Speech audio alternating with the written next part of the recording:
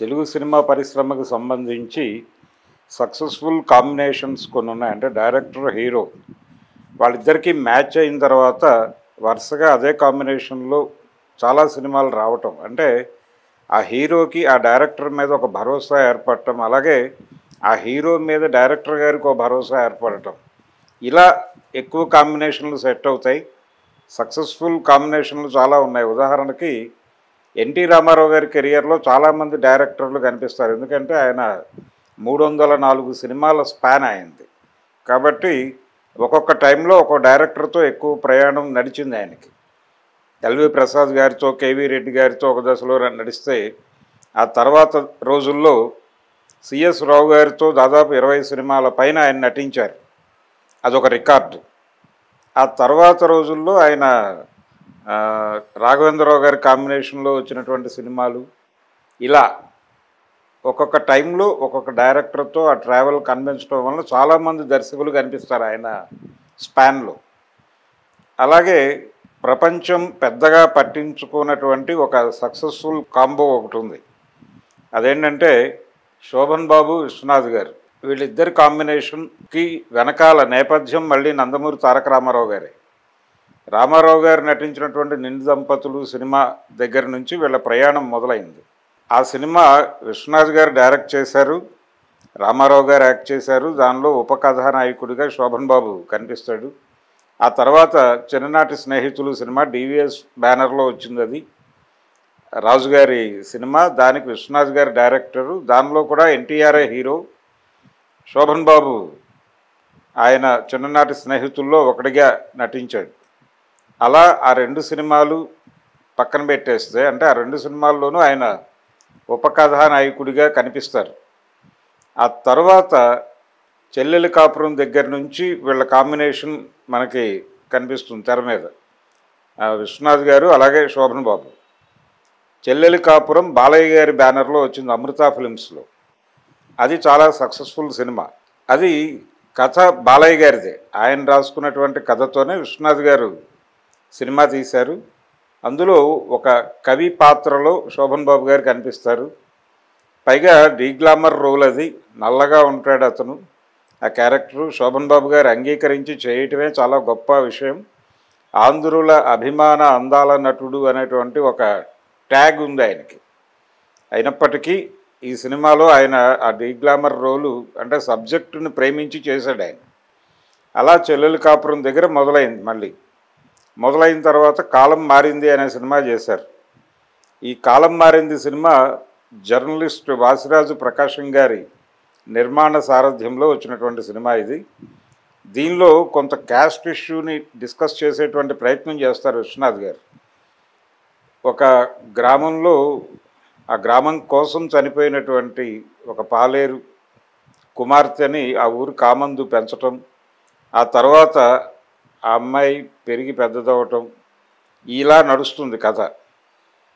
ఆ అమ్మాయిని ఎలా యాక్సెప్ట్ చేయాలి అనేది సమాజం తర్జన్ భర్జన్లు పట్టము, ఈ పద్ధతిలో నడిచేటువంటి కథ. ఆయన క్యాస్ట్ ఇష్యూని డిస్కస్ చేసినటువంటి మొదటి సినిమాగా కాలం మారింది సినిమా అని చెప్పుకోవాలి. అది శోభన్ బాబు గారి కాంబోలో వచ్చినటువంటి రెండో సినిమా. ఈ రెండు సినిమాలు కూడా నంది అవార్డులకి ఎంపికైనటువంటి సినిమాలు. ఇదొక రికార్డు. ఆ తర్వాత కాలం మారింది తర్వాత శారద చేశారు. శారద సినిమాలో అది క్రాంతి కుమార్ గారికి రెండో సినిమా. క్రాంతి కుమార్ గారు అలాగే హనుమాన్ చౌదరి గారు వాళ్ళిద్దరూ కలిసి, రాఘవరావు గారిని చెప్పి ఇంకొక ప్రొడ్యూసర్ గారు కూడా ఉన్నారు దానికి.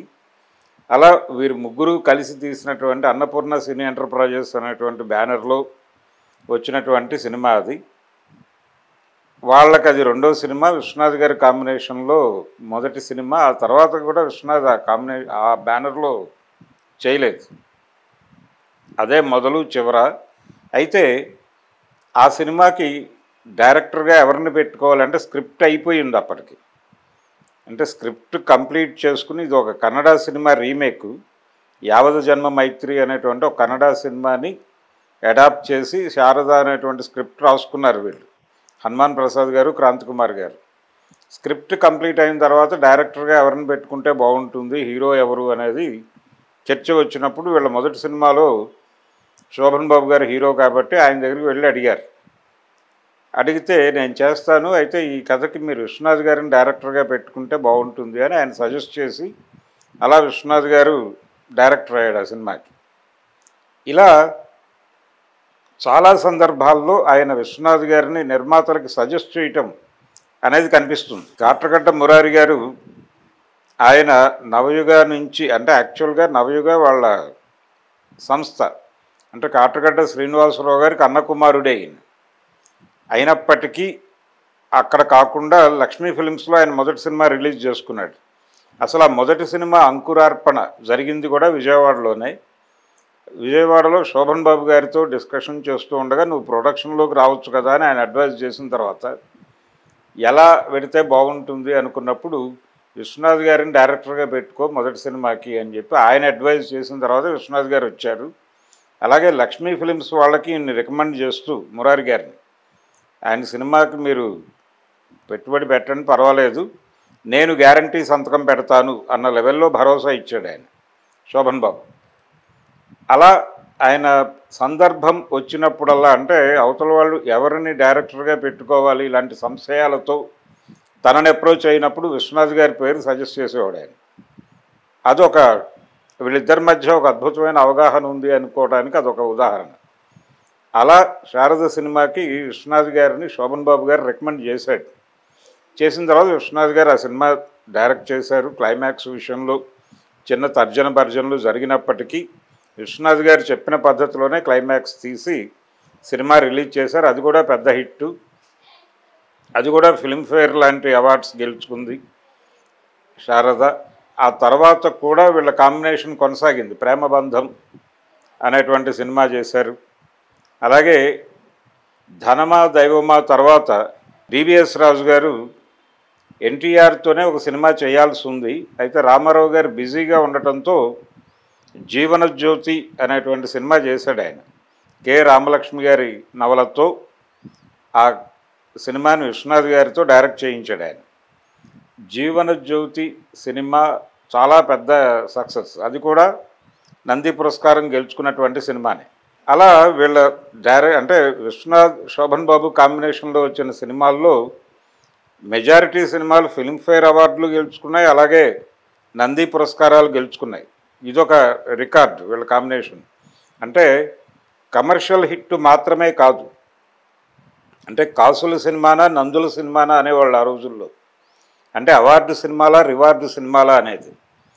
వీళ్ళ కాంబినేషన్లో వచ్చిన సినిమాలు అవార్డులు గెలుచుకున్నాయి, రివార్డులు గెలుచుకున్నాయి. అలా రెండు విధాలుగా ఉభయతారకం, రెండు వైపులా విజయం సాధించినటువంటి కాంబినేషన్ శోభన్ బాబు విశ్వనాథ్ గారుల కాంబినేషన్లో వచ్చినటువంటి సినిమాలు.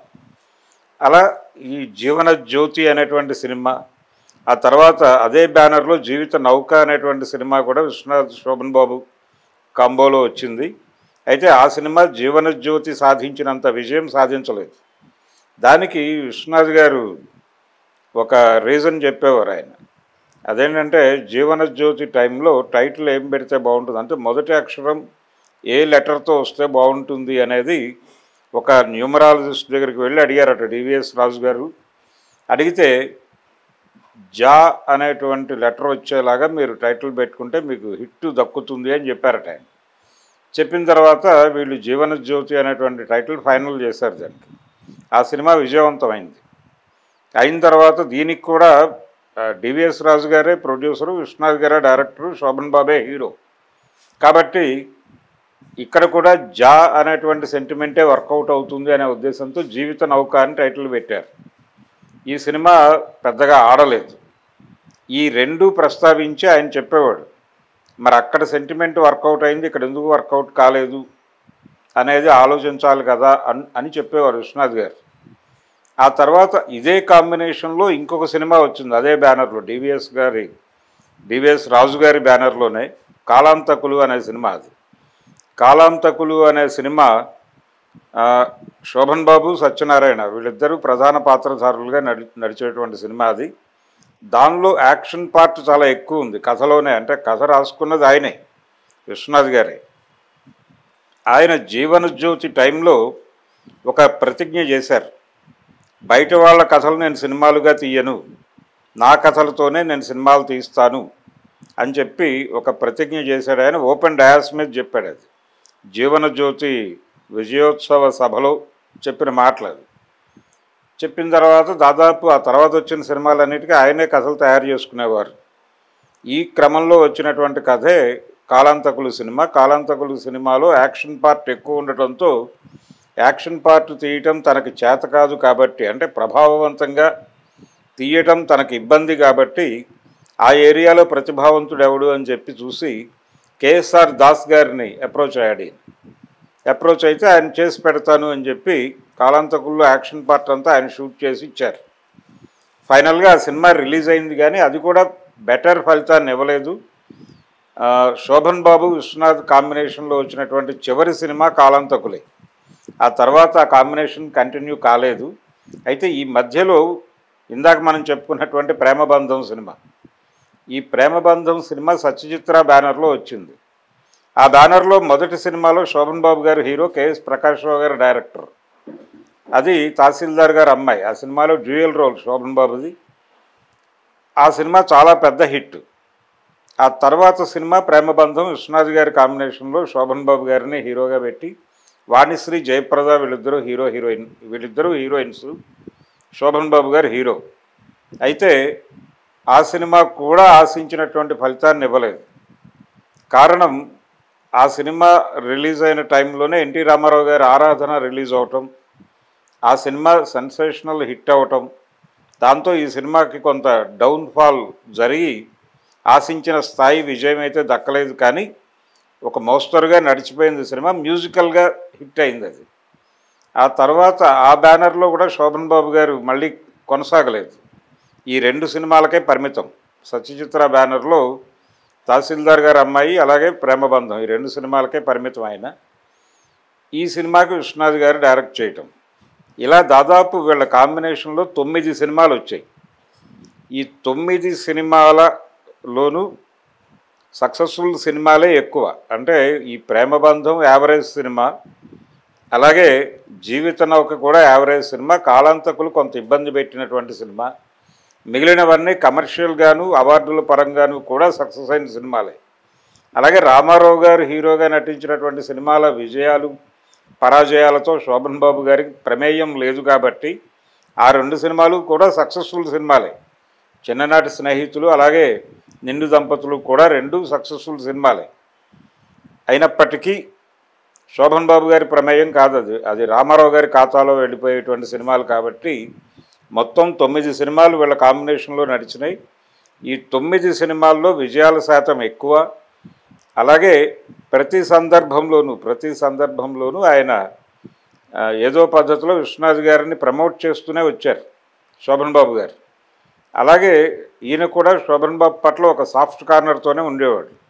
వీళ్ళ కాంబినేషన్లో ఇంకొక సినిమా రావాల్సి ఉండింది, అది నేరము శిక్ష. అది కూడా బాలయ్య గారి బ్యానర్లో వచ్చిన సినిమానే. కృష్ణ గారు నటించారు. అది విశ్వనాథ్ గారే డైరెక్టర్. అంటే చెల్లెలు కాపురం తర్వాత వచ్చిన సినిమా అది.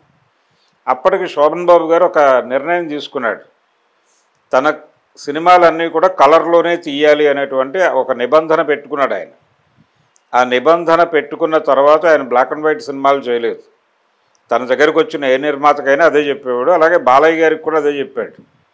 నేను నీకు డేట్స్ ఇవ్వను అన్నాడు ఆయన బాలయ్య గారికి. ఎందుకు ఇవ్వవు అంటే, నువ్వు బ్లాక్ అండ్ వైట్లో తీస్తావు కదా, అందుకని నీకు డేట్స్ ఇవ్వను అన్నాడు ఆయన. అందుకని నేరము శిక్ష కృష్ణ గారితో తీశాడు ఆయన, అది హిట్. అలా ఆ సినిమా విశ్వనాథ్ గారితో చేయాల్సి ఉండి మిస్ అయింది. అలా చేసుంటే కనుక ఆ సినిమా కూడా చేసుంటే 10 సినిమాలు అయ్యేవి. అలా 10 సినిమాలు కాకుండా 9 సినిమాలతో ఈ కాంబినేషన్ ఆగిపోయింది. ఇందులో 90% సక్సెస్ఫుల్, ఒక హిట్ పైర్గా చెప్పుకోవచ్చు. అంటే శోభన్ బాబు గారి కెరియర్లో కూడా కొంతమంది డైరెక్టర్లతో మంచి జర్నీ ఉంది ఆయనకి. దాసరి గారితో మంచి జర్నీ ఉంది, అలాగే రాఘవేంద్రరావు గారితో కూడా మంచి జర్నీయే ఉంది. ఆ టైంలో సక్సెస్ఫుల్ డైరెక్టర్లతో ఆయనకి మంచి జర్నీయే నడిచింది. ఒక దాస్ గారితో మాత్రమే ఆయనకి కుదరలేదు. అంటే ఆయన తరహా సినిమాలు ఈయన చేయకపోవడం, ఈయనతో చేసినటువంటి సినిమాలు కూడా ఆయన తరహా సినిమాలు కాకపోవడంతో, అవి ఆశించిన విజయాలు అందుకోకపోవడంతో ఆ కాంబినేషన్ నడవలేదు. కానీ ఆ టైంలో మిగిలిన సక్సెస్ఫుల్ డైరెక్టర్లు అందరితోనూ ఆయన హిట్లు కొట్టాడు. రాఘవేంద్రరావు గారి కాంబినేషన్లో దేవత, అలాగే అంతకుముందు అదే బ్యానర్లో సురేష్ మూవీస్ బ్యానర్లోనే ప్రేమ్ నగర్ తర్వాత ఆ స్థాయి విజయాన్ని ఇచ్చినటువంటి సినిమా సోగ్గాడు. ఇలా దేవత కూడా ఆ బ్యానర్ కష్టాల్లో ఉండగా వచ్చి హిట్ ఇచ్చినటువంటి సినిమానే. అలాగే రాజేంద్ర ప్రసాద్ గారి బ్యానర్లో కూడా అక్కినేని నాగేశ్వరరావు గారు ఎన్ని విజయాలు ఇచ్చారు, అలాగే ఆ స్థాయి విజయాలు శోభన్ బాబు గారు కూడా ఇచ్చాడు. అది పిచ్చి మహారాజు కావచ్చు, అలాగే దానికి ముందు చేసినటువంటి మంచి మనుషులు సినిమా కావచ్చు, ఆ రెండూ కూడా చాలా బిగ్ హిట్స్ అవి. అలాగే రాజేంద్ర ప్రసాద్ గారు డైరెక్ట్ చేసినటువంటి బయట సినిమా, ఒకే ఒక్క సినిమా బయట డైరెక్ట్ చేశాడు ఆయన, పల్లవి బ్యానర్లో వెంకటరత్నం గారికి, అందరూ దొంగలే. ఆ సినిమా కూడా చాలా బిగ్ హిట్ అది. ఇలా చెప్పుకుంటూ పోతే శోభన్ బాబు గారి కెరియర్లో సక్సెస్ ఇచ్చినటువంటి డైరెక్టర్లు, ప్రొడ్యూసర్లు చాలామంది ఉన్నప్పటికీ ఇది నిండు దంపతుల నుంచి మొదలుపెట్టి కాలాంతకుల వరకు నడిచినటువంటి విశ్వనాథ్ గారి కాంబినేషన్లో శోభన్ బాబు గారు చేసినటువంటి సినిమాలన్నీ కూడా రికార్డులు క్రియేట్ చేసినవే. అంటే రివార్డులు, అవార్డులు కూడా సాధించినటువంటి సినిమాలుగా చెప్పుకోవాలి. అలా వాళ్ళది సక్సెస్ఫుల్ కాంబినేషన్ మాత్రమే కాదు, ఒకళ్ళనొకళ్ళు ఎన్హాన్స్ చేసుకుంటూ వాళ్ళ కెరియర్ని ముందుకు నడిపిన తీరు చూస్తే చాలా ముచ్చటేసేటువంటి పరిస్థితి. అంత బాండింగ్ ఆ రోజుల్లో చాలామంది హీరోలకి డైరెక్టర్లకి మధ్య ఉండేది. ఎన్టీ రామారావు గారు కూడా తన దగ్గరకు వచ్చిన ప్రొడ్యూసర్లకి డైరెక్టర్ని సజెస్ట్ చేసే ప్రయత్నం చేసేవాడు ఆయన. ఉదాహరణకి యోగానంద్ పేరు తరచూ రిఫర్ చేసేవాడు ఆయన.